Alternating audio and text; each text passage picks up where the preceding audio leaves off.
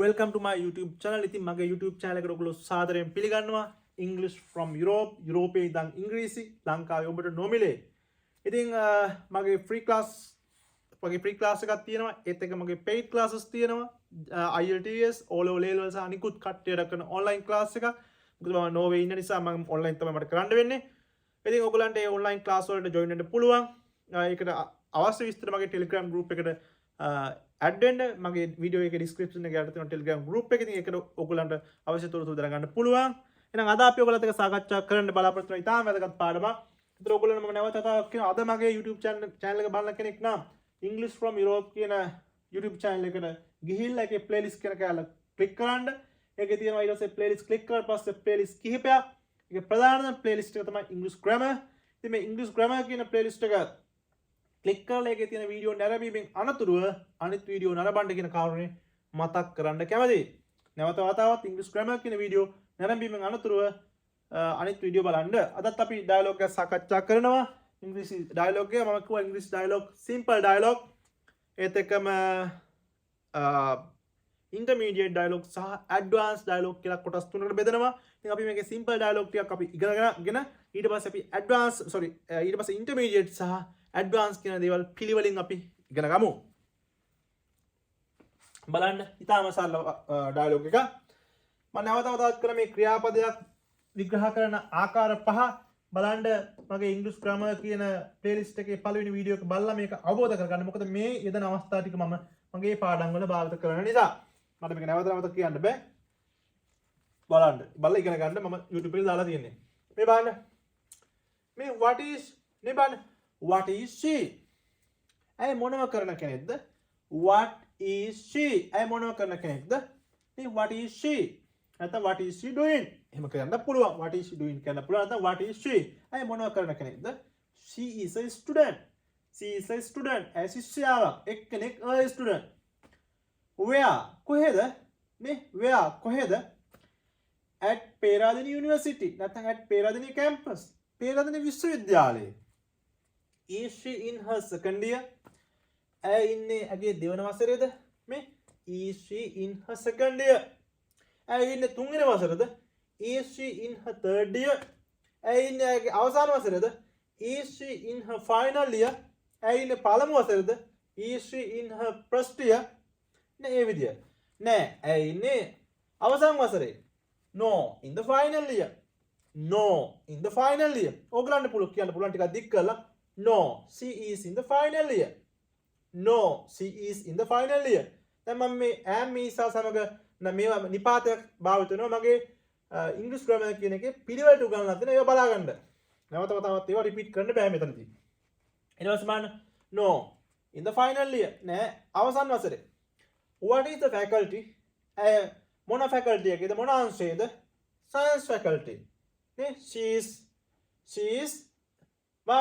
in the science faculty. She is studying at science faculty. She is studying at science faculty. මම ආයෙ පාරක් ඔයගලන්ට කියනවා මේ බලන්න.